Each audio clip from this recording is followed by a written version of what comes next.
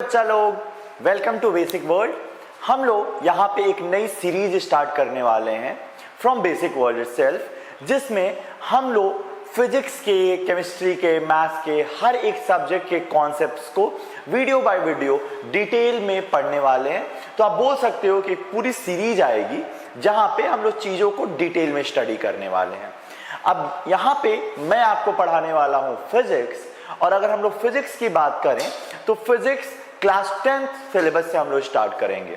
अगर आपने अपने क्लास 10th की बुक खोल के देखी होगी, जो कि आपको देखनी चाहिए एटलीस्ट, क्योंकि आप बोर्ड एग्जाम देने वाले हो, तो उसके लिए आपको अपनी फिजिक्स बुक खोलोगे, वहां पे आप देखोगे फिजिक्स सिलेबस में आपके पास दो एनर्जी हैं जिनको आपको डिटेल में पढ़ना है। एक है लाइट एनर्जी, उसके आपके दो चैप्टर्स मिल जाएंगे। एक है आपका इलेक्ट्रिकल एनर्जी, उसके बेसिस पे आपको 2 चैप्टर्स मिल जाएंगे। सिमिलरली हम लोग और सारे क्लासेस के लिए भी डिफरेंट सीरीज स्टार्ट करेंगे, लेकिन जो बोर्ड वाले बच्चे हैं बहुत टेंशन में रहते हैं कि कैसे सिलेबस कंप्लीट होगा, तो उनके लिए हम लोग पहले इनिशिएटिव ले रहे हैं। तो हम लोग 10th के सिलेबस और 12th के सिलेबस के साथ फर्स्ट स्टार्ट करेंगे। सो 10th का जो सिलेबस है, पहला ब्रांच, वो है हम लोग का ऑप्टिक्स का सिलेबस। अब ये जो ऑप्टिक्स के चैप्टर्स हम लोग पढ़ने वाले हैं, जो कि लाइट है, ऑप्टिक्स मींस लाइट, और ये चैप्टर हम लोग का क्लास 10th में भी है, क्लास 12th में भी है, इर्रिस्पेक्टिव ऑफ बोर्ड्स। मतलब ये आपको यूपी बोर्ड में भी मिलेगा, ये आपको सीबीएसई बोर्ड में भी मिलेगा, ये टॉपिक आपको आईसीएसई बोर्ड में भी मिलेगा।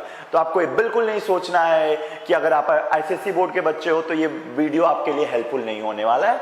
हर एक कैटेगरी के बच्चे जिस भी बोर्ड से हो आप इस वीडियो को रिफर कर सकते हो, देख सकते हो। सो यहाँ पे ये हमारा फर्स्ट वीडियो है सीरीज का ऑप्टिक्स का, जहां पे हम लोग पहले लाइट के बिहेवियर को समझेंगे। आपने अगर थोड़ा सा ध्यान दिया हो लेक्चर में, जो कि आपको देना चाहिए, क्योंकि अगर आपका दिमाग कहीं और रहेगा तो आपको चीजें बेटर नहीं समझ में आएंगी। तो आपके साइड से मुझे बस इतना एफर्ट चाहिए कि जितने टाइम 40 मिनट, 45 मिनट्स, जितने मिनट्स के भी वीडियो रहे, आपको कंसंट्रेट करके सुनना है, सो दैट कॉन्सेप्ट्स क्लियर होने चाहिए। And at the and I can guarantee you कि जो अभी तक आपके लिए लाइट एक बिल्कुल अनजान सा चीज था, आप फेमिलियर हो जाओगे लाइट से। तो जो क्लास 10th का सिलेबस है, वो समझने से पहले हम लोग लाइट के बेसिक नेचर के बारे में समझेंगे। और अगर आपने नोटिस किया हो, मैं कई बार एक वर्ड यूज कर रहा हूं जो कि है ऑप्टिक्स। ऑप्टिक्स का मतलब होता है द ब्रांच ऑफ फिजिक्स जिसमें आप किसके बारे में पढ़ते हो? लाइट के बारे में। तो फिजिक्स का एक ऐसा ब्रांच, फिजिक्स में हम लोग बहुत सारे एनर्जी की स्टडी करते हैं। फिजिक्स में ही हम लोग इलेक्ट्रिकल एनर्जी के बारे में पढ़ते हैं, साउंड एनर्जी के बारे में पढ़ते हैं, बट फिजिक्स का वो ब्रांच जिसमें हम लोग लाइट एनर्जी के बारे में पढ़ते हैं, फिजिक्स के उस ब्रांच को हम लोग बोलते हैं ऑप्टिक्स। इसीलिए मैं बार बार ऑप्टिक्स ऑप्टिक्स आपके सामने रिपीट कर रहा हूं कि हम लोग ऑप्टिक्स स्टार्ट करने वाले हैं। Okay, now let's start with the nature of light, कि लाइट कैसे बिहेव करता है, कैसे काम करता है, लाइट के क्या क्या कैरेक्टरिस्टिक्स होते हैं एंड ऑल दैट। ओके, मैं अभी बहुत बेसिक कॉन्सेप्ट से स्टार्ट कर रहा हूं। I am not coming to the very high approach of light. धीरे धीरे जब आप फेमिलियर हो जाओगे बेसिक अप्रोच से, हम लोग वहां भी मूव करेंगे। तो अगर आप लाइट को समझना चाहते हो, सबसे पहले आपको यह समझना पड़ेगा कि लाइट होता क्या है। तो लाइट को अगर मुझे डिफाइन करना है, तो I can say that light is a form of energy which causes the sensation of site. Light energy का एक ऐसा फॉर्म है जो हमारे किस सेंस ऑर्गन को अफेक्ट करता है? आईज को, जिसकी वजह से हमें चीजें दिखाई देती हैं। ऑब्वियस सी बात है, अगर मैं आपको बोलूं एग्जाम्पल इसके लिए, अगर जिस रूम में ये वीडियो शूट हो रहा है अभी, इस रूम के मैं सारे लाइट्स को ऑफ कर दूं, देयर इज नो लाइट, तो क्या कैमरे के सामने मुझे खड़ा होते हुए भी आप मुझे देख पाओगे? मे बी नो, क्योंकि कोई लाइट नहीं होगी। तो लाइट एनर्जी का एक ऐसा फॉर्म है जिसकी वजह से आप अपने सराउंडिंग में जो भी ऑब्जेक्ट्स रखे हुए हैं, आप उन्हें देख पाते हो। तो ये तो सबसे पहले क्लियर होना चाहिए कि लाइट हमें हेल्प किस में करता है? चीजों को देखने में। और हमें कोई चीज दिखाई कैसे देती है? हमारे सराउंडिंग में जो लाइट प्रेजेंट होता है, लाइक यहाँ पे बहुत सारे लाइट के सोर्सेज हैं, बल्ब्स लगे हुए हैं।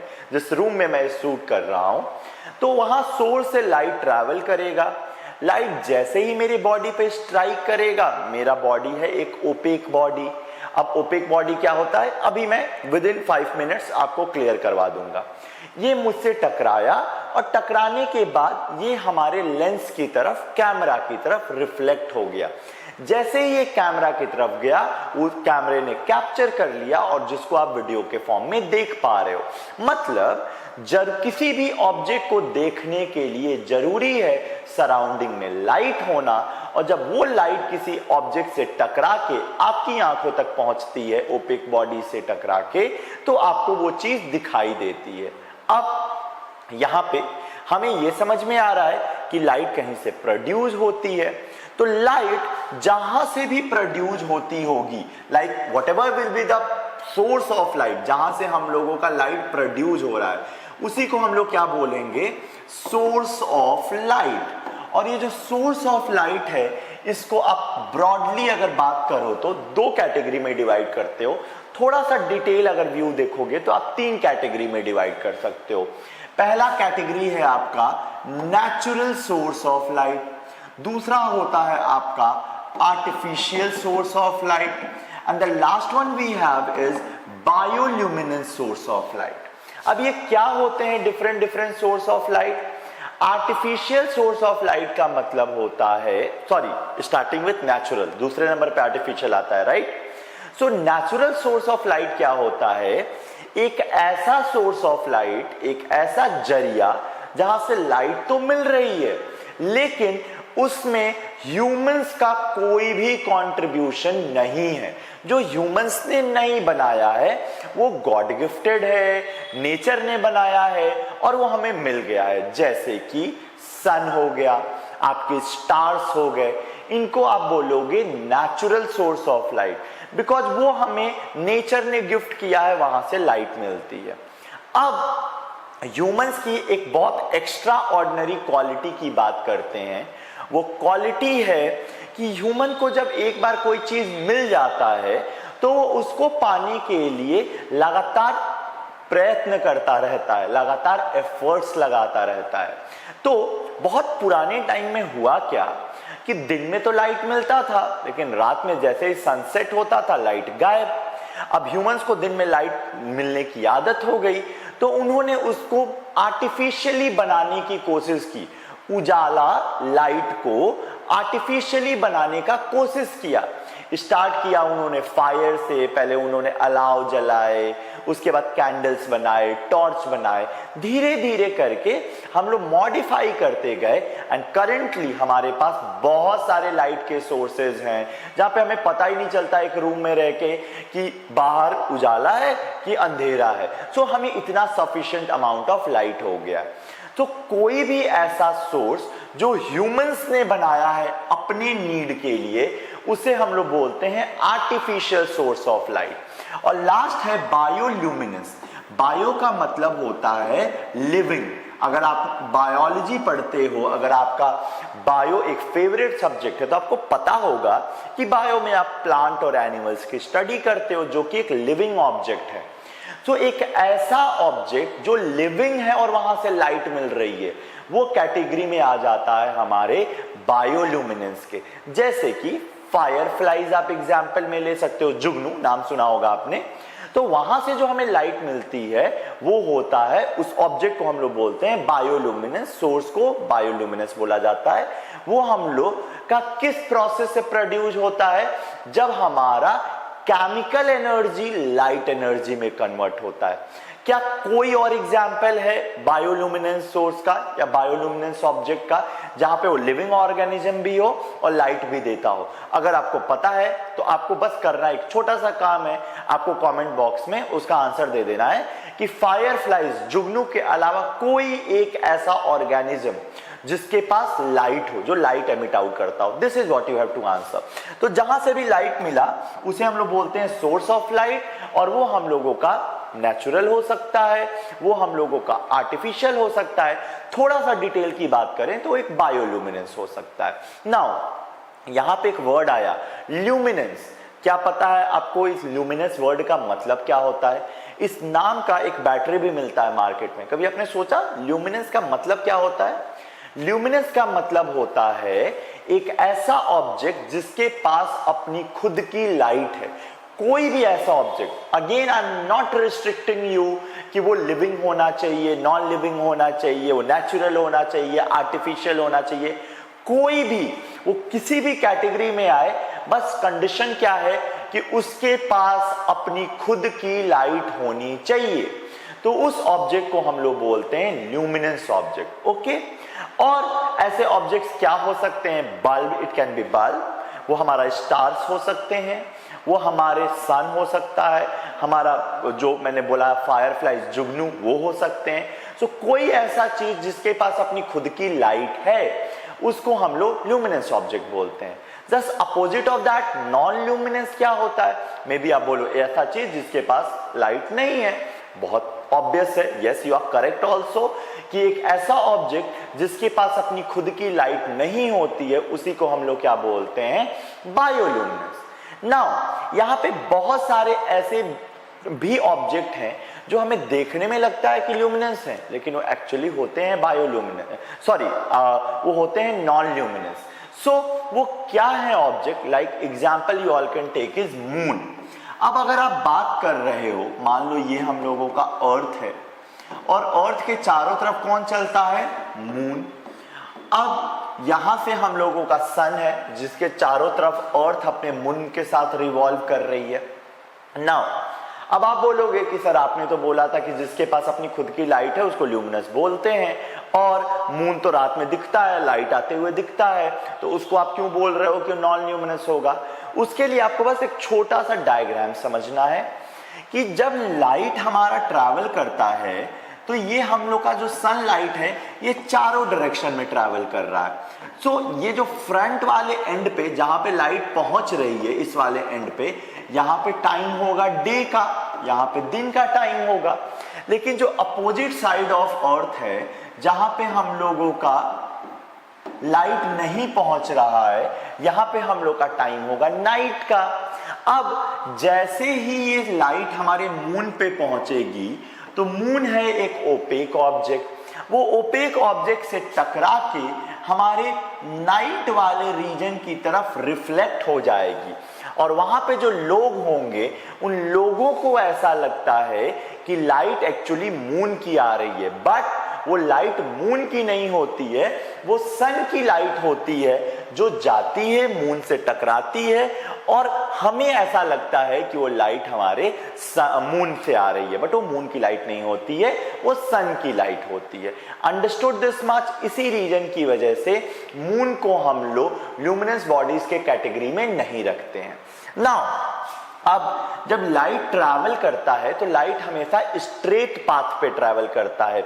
इसको आपको बहुत अच्छे से दिमाग में रख लेना है कि लाइट हमेशा स्ट्रेट लाइन में ही ट्रैवल करता है, लाइट कभी भी कर्व्ड पाथ पे ट्रैवल नहीं करेगा।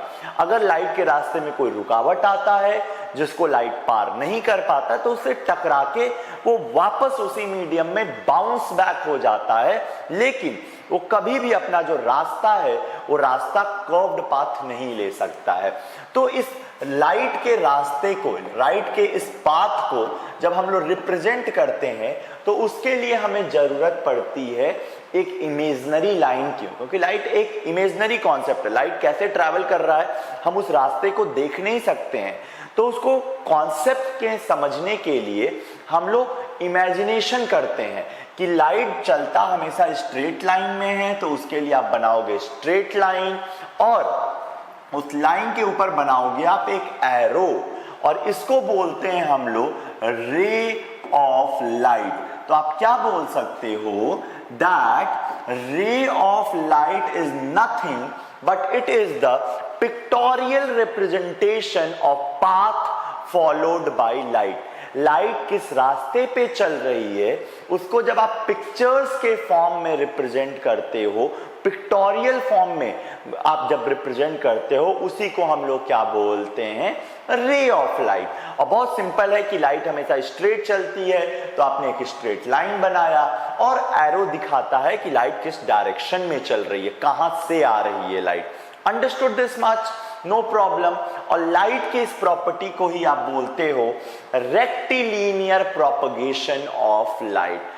जब लाइट स्ट्रेट लाइन में चलती है, लाइट के इस प्रॉपर्टी को ही हम लोग बोलते हैं rectilinear propagation of light. Please इन सारे टर्म्स का यूज अगर आप नोट्स बना रहे हो जरूर करना। एग्जाम में अगर आप आंसर लिख रहे हो, you have to use such terms. ये बस रिफ्लेक्ट करेगा कि you have a good knowledge about the subject. आप ये लिखने की जगह कि लाइट स्ट्रेट चलती है, you say that light follows a principle of rectilinear propagation. ये ज्यादा हाईटेक लग रहा है, वहां पे मार्क्स गेन करना थोड़ा सा इजी हो जाता है। So when we are talking about this, इसके बारे में अगर हम लोग बात कर रहे हैं, so what we will say कि रेक्टिलिनियर का मतलब है स्ट्रेट लाइन, प्रोपगेशन का मतलब होता है ट्रैवल करना। तो जब लाइट हम लोग के स्ट्रेट लाइन में ट्रैवल कर रही है, इसी प्रॉपर्टी को हम लोग बोलते हैं rectilinear propagation of light. Understood this much? यहां तक कोई प्रॉब्लम है तुम लोग को? No. Okay, now coming to the combination of rays. क्या लाइट में बस एक ही रे है जो चलता होगा? अगर एक रे चलेगा तो पता चले हमें सराउंडिंग का कोई चीज दिखाई नहीं देगा।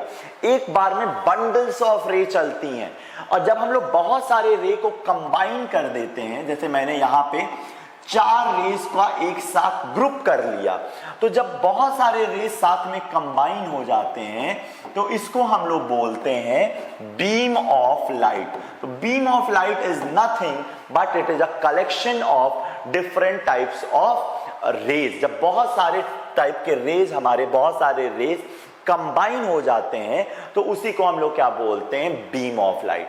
नाउ जो बीम ऑफ लाइट है, बीम ऑफ लाइट आपकी 3 कैटेगरी में डिवाइड होती है। वो 3 कैटेगरीज क्या हैं?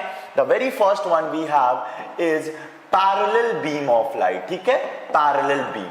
पैरेलल के वर्ड से ही आप समझ गए होंगे कि यहां पे जो रेज होती हैं वो एक दूसरे के क्या होती हैं? Parallel. Now they are rays also, collection of rays, तो बीम बन गई, और ये सारी रेज एक दूसरे के क्या है? पैरेलल। तो इसको हम लोग बोलते हैं पैरेलल बीम ऑफ लाइट। याद रखना, पैरेलल बीम ऑफ लाइट हमेशा एक इनफाइनाइट सोर्स से निकलती है। मतलब एक ऐसा सोर्स जहां से लाइट मिल रहा है जो हमसे बहुत दूर है, लाइक सन से जो लाइट आ रही है उसको हम लोग पैरेलल कंसीडर करते हैं। या फिर आपके सराउंडिंग में भी अगर किसी बहुत दूर के ऑब्जेक्ट से लाइट मिल रही है, उसको हमेशा आप पैरेलल कंसीडर करोगे। The next category which we have is convergent beam of light. Now converge का मतलब क्या होता है? जब हम लोग की अलग अलग डायरेक्शन से चीजें आके मिल जाती हैं, मिलने को ही हम लोग क्या बोलते हैं? कन्वर्ज करना। So when they are more than one rays, एक रेज से ज्यादा हैं और सारी रेज अलग अलग डायरेक्शन से आके एक पर्टिकुलर पॉइंट पे मीट कर जा रही हैं, तो इसको हम लोग बोलते हैं convergent beam of light. And the last one which we have is divergent beam of light. अब डाइवर्जेंट बीम क्या होता है? जब एक स्टार्टिंग पॉइंट एक हो, लेकिन जो लाइट है वो एक पॉइंट से स्टार्ट करके अलग अलग डायरेक्शन में ट्रैवल करता है। मतलब यहां पे भी तो रेज का कलेक्शन ही है ना, तो बीम बोलेंगे, और जब वो एक पॉइंट से स्टार्ट करके बहुत सारे डायरेक्शन में स्प्रेड हो जाएगा, उसको आप क्या बोलोगे? Divergent beam of light. तो बीम ऑफ लाइट को ऐसे 3 कैटेगरी में आप डिवाइड करते हो, convergent, divergent and parallel beam of light. Understood this much? अब ये सारा जो मैंने टर्म यूज किया है, कन्वर्जन हो रहा है, डाइवर्ज हो रहा है, ये सब चीज जब आप सिलेबस में आओगे तो वहां पे ये सारे टर्म्स यूज होंगे। तो उसके लिए तो आपको जानना जरूरी है ना कि ये सारे टर्म्स क्या हैं। इसलिए ये हम लोग का इंट्रोडक्टरी वीडियो है जहां पे आपको हर एक चीज डिटेल में माइन्यूट बताया जा रहा है, सो दैट अगर आपके पास ये एक्सक्यूज है कि आपका क्लास 8 या क्लास 7 कोविड टाइम में चला गया, you can recall all the concept. आप बेसिक कॉन्सेप्ट को रिकॉल कर सकते हो, उसके आगे फर्दर चल सकते हो। क्योंकि ये जो सब्जेक्ट्स हैं, फिजिक्स हो गया, केमिस्ट्री हो गया, मैथ्स हो गया, बायो हो गया, जितने भी कॉन्सेप्चुअल सब्जेक्ट्स हैं, अगर इन सब्जेक्ट्स का बेसिक नहीं क्लियर है तो आप उसके आगे के कॉन्सेप्ट्स को कभी नहीं समझ सकते हो। तो हम लोग इसीलिए स्टार्ट किए हैं बेसिक से, पहले बेसिक क्लियर करेंगे, फिर हम लोग बोर्ड के सिलेबस पे मूव करेंगे। And hardly it will take 10 to 15 videos और आपका एक पूरा का पूरा एनर्जी का कैटेगरी कंप्लीट हो जाएगा। इससे ज्यादा आपको नहीं मिलने वाला है, मतलब इससे ज्यादा वीडियोस आपको नहीं एक्सपेंड करना पड़ेगा, मे बी उससे कम में भी खत्म हो जाएगा। और न्यूमेरिकल्स भी हम लोग साइड बाय साइड सॉल्व करेंगे, बोर्ड एग्जाम के पैटर्न के क्वेश्चंस भी डिस्कस करते रहेंगे। उसके लिए आपको कंटिन्यू रहना रहेगा चैनल पे, कंटिन्यूसली चेक करना होगा कि न्यू वीडियो आया है कि नहीं आया है। अब यहाँ पे हम लोग 3 मीडियम्स के बारे में भी जानने वाले हैं, ऑब्जेक्ट्स के बारे में, कि हमारे सराउंडिंग में जो भी सब्सटेंसेस हमें दिखते हैं उन सब्सटेंसेस को हम लोग किन 3 कैटेगरीज में डिवाइड कर सकते हैं ऑन द बेसिस ऑफ कि लाइट उस मीडियम से पास हो सकता है, नहीं हो सकता है, लाइट उस मीडियम को सपोर्ट करता है कि नहीं करता है। वहां पे हमारे मीडियम्स, हमारे जो भी सराउंडिंग के ऑब्जेक्ट्स हैं उसको हम लोग 3 कैटेगरी में डिवाइड करते हैं। वो है ट्रांसपेरेंट, ट्रांसलूसेंट एंड ओपेक। तो याद होगा आपको, स्टार्टिंग में मैंने बोला था अपने आप को ओपेक क्यों बोला था, देखते हैं यहाँ पे। ट्रांसपेरेंट एक ऐसा मीडियम, एक ऐसा सब्सटेंस होता है जो लाइट को सपोर्ट करता है आगे जाने के लिए। So a medium which allows light to pass through it, एक ऐसा मीडियम जो लाइट को अलाउ करता है कि ठीक है यार तुम मेरे अंदर से पास हो जाओ, तुम मुझसे पास हो सकते हो, और मोस्ट ऑफ द लाइट को पास होने देता है, उस मीडियम को हम लोग बोलते हैं ट्रांसपेरेंट मीडियम। जैसे कि मान लो मैंने एक ट्रांसपेरेंट ग्लास लिया, अब यहां से अगर हम लोग का लाइट आ रहा है तो ज्यादातर लाइट, जितना भी लाइट इसके ऊपर फॉल करेगा वो ज्यादातर लाइट यहां से हम लोगों का पास हो जाएगा। तो इस हम लोग मीडियम को क्या बोलेंगे, transparent medium. Coming to the other set of medium, मान लो मेरे पास एक और ग्लास है बट ये थोड़ा सा हम लोगों का ब्लर है। अगर आपने देखा होगा आपके घर में डिजाइन एंड ऑल दैट के लिए विंडोज पे कभी कभी थोड़ा सा ब्लर टाइप का ग्लास लगाया जाता है। तो ये जो मीडियम्स होते हैं, अगर मान लो 3 लाइट पास हो रही है तो इट विल अलाउ, 3 रेज पास हो रही हैं तो ये अलाउ करेगा 2 को पास होने देने के लिए और 1 को एब्जॉर्ब कर लेगा या रोक लेगा या रिफ्लेक्ट कर देगा। सो इसको हम लोग बोलेंगे translucent medium, a medium which partially allows light to pass through it.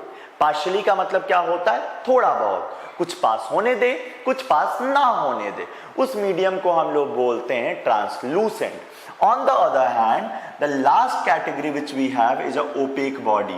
अब एक ऐसा बॉडी है जो बिल्कुल ओपेक है, मतलब वो जब लाइट इससे आके टकरा रही है तो लाइट को आगे जाने नहीं दे रहा, लाइट उससे टकरा के वापस उसी मीडियम में रिफ्लेक्ट हो जा रही है।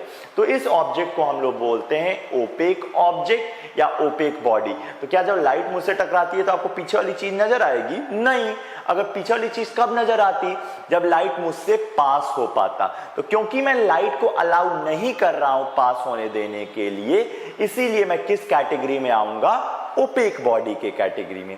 अब ये आपको जानना क्यों जरूरी था, बिकॉज अगर आप अपना सिलेबस उठाओगे तो आपको 2 टर्म्स अपने सिलेबस में दिखाई देंगे।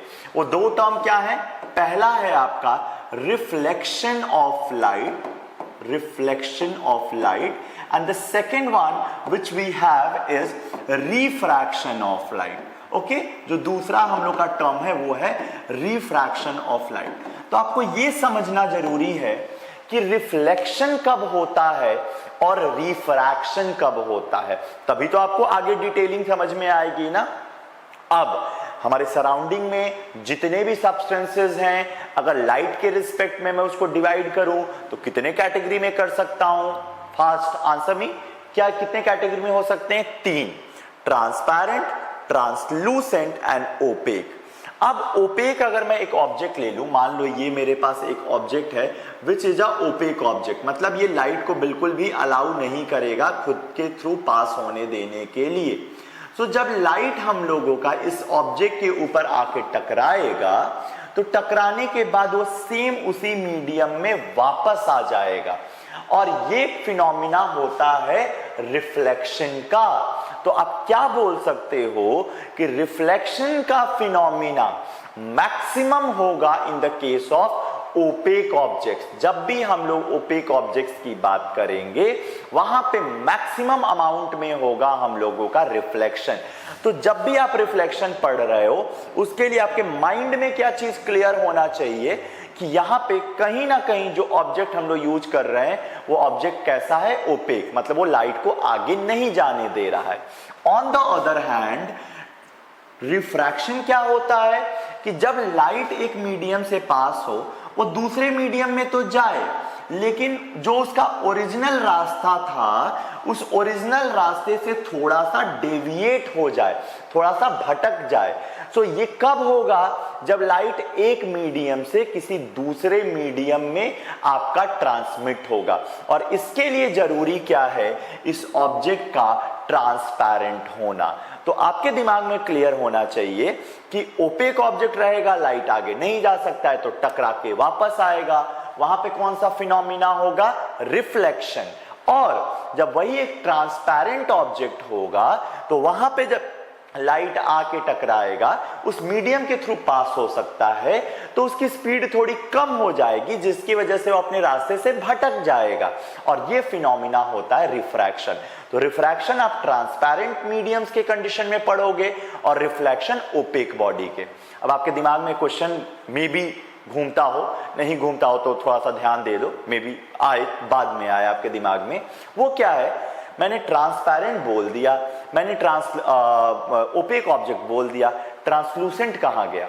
तो ट्रांसलूसेंट एक ऐसा मीडियम होता है जो पार्शियली अलाउ करता है लाइट को पास होने देने के लिए। मतलब वहां पे आपका लाइट दूसरे मीडियम में भी जा सकता है और टकरा के थोड़ा सा लाइट वापस भी आ सकता है। मतलब दोनों phenomenas side by side happen होंगे। इसका बहुत सिंपल सा एग्जांपल है, अगर आप विंडोज, आपके घर में जो विंडोज है वहां पे ग्लास लगा हुआ है, अगर आप उस पे जाके देखते हो तो विंडो की बाहर वाली चीज नजर आती है।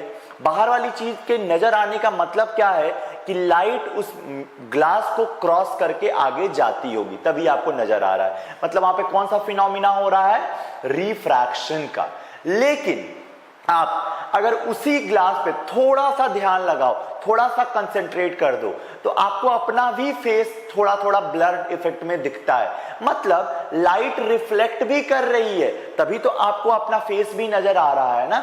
तो ऐसा बिल्कुल जरूरी नहीं है कि अगर हम लोग एक मीडियम की बात कर रहे हैं तो वहां पे बस रिफ्रैक्शन होगा या बस रिफ्लेक्शन होगा। दोनों फिनोमिना साइड बाय साइड हो सकते हैं। हाँ, बट आप ये बोल सकते हो कि ओपेक में ज्यादा अमाउंट में आपका क्या होगा? रिफ्लेक्शन, और ट्रांसपेरेंट में ज्यादा अमाउंट में क्या होगा? रिफ्रैक्शन। इसीलिए इन फिनोमिनास को ज्यादा डिटेल में पढ़ा जाता है। एक सिंपल सा मैं आपको एग्जांपल देता हूं।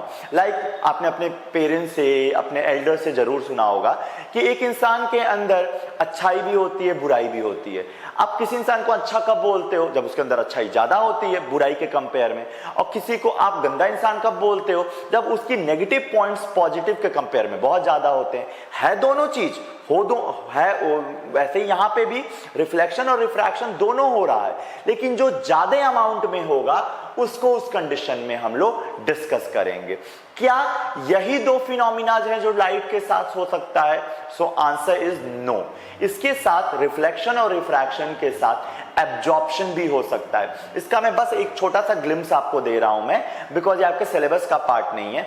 जैसे अगर आप किसी भी ऑब्जेक्ट को देखते होगे तो आपको डिफरेंट डिफरेंट कलर्स नजर आते हैं। कभी आपने सोचा है कलर्स क्यों नजर आते हैं? Like right now if you are able to see, मैं ब्लैक कलर का टी शर्ट पहन रहा हूं। ये ब्लैक कलर का क्यों नजर आ रहा है? Because black colour is a good absorber of energy. तो मेरे सराउंडिंग में पूरा व्हाइट लाइट है, वो व्हाइट लाइट मेरे टी शर्ट पे आके स्ट्राइक की। जब वो मेरे टी शर्ट पे आके स्ट्राइक की, वो आप तक गई, तो आप तक क्या कोई लाइट पहुंची? नहीं। क्यों? क्योंकि ब्लैक कलर एक गुड एब्जॉर्बर है। वो सारे लाइट को क्या कर लेगा? एब्जॉर्ब। जैसे ही वो सारे लाइट को एब्जॉर्ब कर लेगा, आप तक कोई लाइट पहुंचा ही नहीं। जब तक आपके पास कोई लाइट नहीं पहुंचा तो आपको चीज कैसा नजर आता है? Black. It is very obvious. आप एक डार्क रूम में जाओ, सारे लाइट ऑफ कर दो, आपको कैसा कोई चीज नजर आता है? ब्लैक। क्यों? बिकॉज वहां पे आपकी आंखों तक कोई लाइट नहीं पहुंचता है। नाउ आप बोलोगे मे बी चलो ब्लैक कलर तो समझ में आ गया, व्हाइट भी समझ में आ सकता है कि अगर मैंने व्हाइट टी शर्ट पहन रखी है तो व्हाइट लाइट स्ट्राइक किया, व्हाइट व्हाइट एक दूसरे को रिपेल कर देंगे और पूरा का पूरा व्हाइट लाइट आपकी आंखों तक चला जाएगा और आपको चीजें व्हाइट कलर की नजर आएंगी। तो डिफरेंट डिफरेंट कलर्स कैसे नजर आएंगे? अब देखो, आपको पता होगा white light is a combination of 7 colours, 7 colours के कॉम्बिनेशन से व्हाइट लाइट बनता है, जिसको हम लोग विबग्योर बोलते हैं। मान लो मैं रेड कलर का टी शर्ट पहना हुआ हूं, व्हाइट लाइट आई, मतलब इनडायरेक्टली मेरे पास 7 कलर आए। अब उस 7 कलर में से मेरे पास 6 कलर नहीं है, मैं रेड कलर का टी शर्ट पहना हूं तो 6 कलर मेरा टी शर्ट एब्जॉर्ब कर लेगा, लेकिन वो रेड कलर को क्या कर देगा? Reflect, because red colour is already there, wavelength match कर गया। तो आपकी आंखों तक उन 7 कलर में से कौन सा कलर पहुंचा? Only red. Because of this आपको वो टी शर्ट रेड कलर का नजर आएगा। और जब 2-3 कलर्स का कॉम्बिनेशन होता है तो आपको अलग अलग वैरायटी ऑफ कलर्स नजर आते रहते हैं। तो ये भी एक फिनोमिना है एब्जॉर्प्शन ऑफ लाइट, जिसको हम लोग कलर सब्ट्रैक्शन बोलते हैं। Once we will wrap up with the syllabus, जैसे ही हमारा सिलेबस खत्म होता है उसके बाद एक दिन हम इसके ऊपर भी डिटेल में डिस्कशन कर लेंगे कि ऐसे एक्चुअली ये कलर सब्ट्रैक्शन होता कैसे है।